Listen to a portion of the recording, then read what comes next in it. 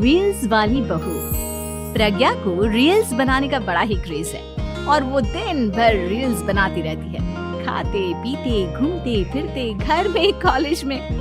Reels बनाने के कारण प्रज्ञा पूरे कॉलेज में हाईलाइटेड है। जहाँ उसकी रील्स सभी को पसंद आते हैं, वहीं मनीषा चिंता में डूबी रहती है। एक रोज जब खाते हुए प्रज्ञा रील्स बना रही होती है, तब मनीषा कहती है, 1 मिनट भी चैन नहीं है इस लड़की को। ये नहीं कि खाना तो आराम से खा ले, लेकिन नहीं, अरे थोड़ी देर रील्स नहीं बनाओगी तो आसमान नहीं टूट पड़ेगा। अरे मम्मी, इसी को तो कहते हैं डिटर्मिनेशन। तुम नहीं समझोगी ये सब। हे भगवान, इस लड़की को सद्बुद्धि दे। जब देखो तब टेढ़ा बाका मुंह बनाती रहती है। मनीषा की बात का प्रज्ञा पर जरा भी असर नहीं होता और वो खाते खाते रील्स बनाती रहती है। दिन बीतने लगते हैं और देखते देखते प्रज्ञा का कॉलेज भी खत्म हो जाता है। आए दिन कोई ना कोई मनीषा को प्रज्ञा की शादी करवाने का सुझाव दे जाता है। सब ठीक ही कहते हैं, प्रज्ञा की शादी कर देनी चाहिए। अपने घर के काम काज में व्यस्त हो जाएगी तो खुद ही ये रील्स और नाच गाना बंद हो जाएगा।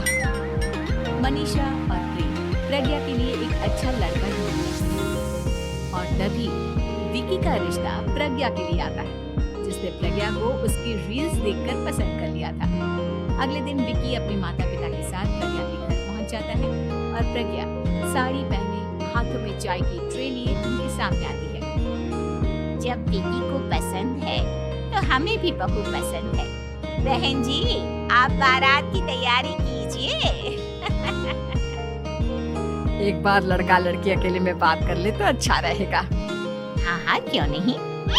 मनीषा विकी को प्रज्ञा के कमरे में भेजती है, जहाँ प्रज्ञा पहले से ही रील्स बना रही होती है। तभी विकी कहता है, आ गए आपके साजन जी, हमारे साथ ये रील्स कंप्लीट कर दी तो और भी अच्छा रहता। अच्छा जी, आप आ ही गए हैं तो बना ही दूँ आपके साथ।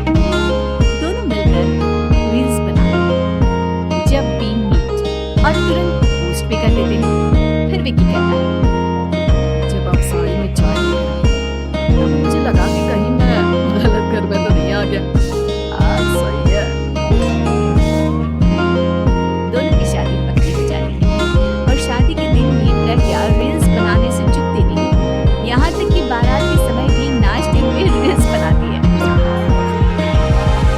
सभी लोग प्रज्ञा की तारीफ में फूल बांध देते हैं और प्रज्ञा नाचती गाती अपने ससुराल चली जाती है। सब कुछ अच्छा चल रहा होता है। प्रज्ञा यहाँ भी दिन भर हर चीज की रील्स बनाती रहती है। लेकिन कुछ दिनों के बाद जब सुनीता कहती है, ये रील्स के साथ साथ कुछ काम भी कर लिया करो। वैसे तुझे और क्या क्या बनाना आता है? मम्मी जी मुझे ऐसा लगता है कि बस कुछ अच्छा बनाती हूँ। लेकिन मुझे लगता है कि मैगी अच्छा बना लेती हूँ। हाँ, और कॉफी भी अच्छा बना लेती हूँ। सबसे अच्छा बना लेती हूँ। सुनीता अपना माथा पकड़ लेती है और कहती है, बहू, कुछ खाना बनाना भी सीख लेती। मम्मी जी मैं लंबी प्लानिंग कर रही हूँ।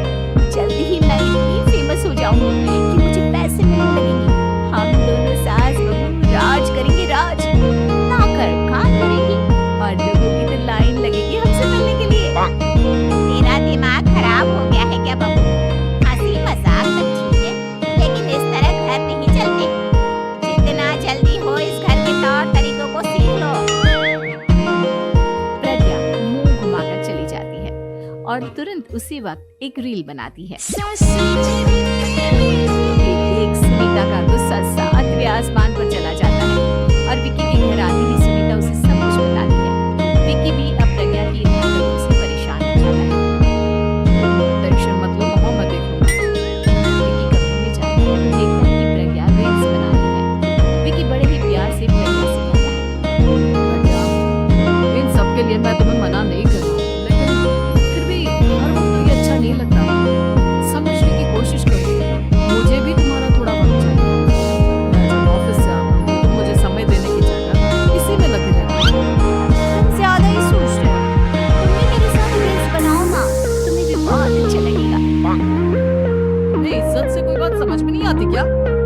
दिमाग खराब हो गया है तुम्हारा इस चकाचौंध से। अगर तुमने अपना रवैया नहीं बदला तो मैं तुमसे दूर चला जाऊंगा। तुम ही रिश्ता लेकर आई, मुझे लड़की की कमी नहीं और ना आज है। प्रज्ञा से दूर होना चाहता है। एक रोज मनीषा प्रज्ञा के ससुराल में उससे मिलने जाती है। तब सुनीता उससे कहती है, बहन जी, अब आई हैं तो कुछ दिन यहाँ रहकर जाइएगा, आप ही का घर है। हाँ मम्मी, बहुत दिन हो गए तुम्हारे साथ एक भी दिन बिताना ही नहीं। प्रज्ञा तुरंत अपने फोन में रील्स ऑन करती है। ये सब मुझसे नहीं होता। मेरा ये भूत अभी तक नहीं उतरा क्या? बहन जी आप कुछ कहती नहीं क्या इसे? जब आप ही कुछ नहीं कर पाई तो मैं कर ही क्या सकती। सास तो वैसी ही बदनाम है। शाम को घर की लाइट चली जाती है और मनीषा प्रज्ञा से कहती है, मेरे घुटनों में बहुत दर्द हो रहा है। तू लाइट का कुछ इंतजाम करना बेटा। कैंडल जला देती हूँ मम्मा। प्रज्ञा गाते हुए कैंडल जलाती है और खिड़की के पर्दे के पास बैठती है। मनीषा, जिसे बहुत दर्द हो रहा है, वो सो जाती है और प्रज्ञा हमेशा की तरह अपने रील्स में लग जाती है। उधर कैंडल की वजह से पर्दा पकड़ लेता है और मनीषा के कमरे में आग लग जाती है। बचाओ! कोई है, बचाओ!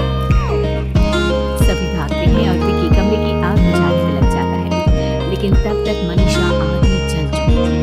मनीषा की हालत देख प्रज्ञा रोने लगती है। विकी मनीषा को तुरंत हॉस्पिटल ले जाता है और उसे एडमिट कराता है।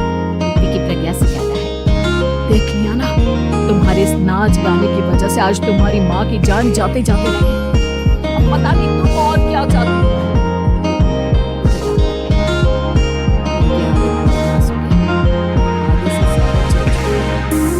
प्रज्ञा रोते हुए मंदिर में जाती है और भगवान के आगे जाकर कहती है, भगवान मेरी माँ को ठीक कर दो। मैं कसम खाती हूँ हाथ से ये रील्स बनाना छोड़ दूंगी।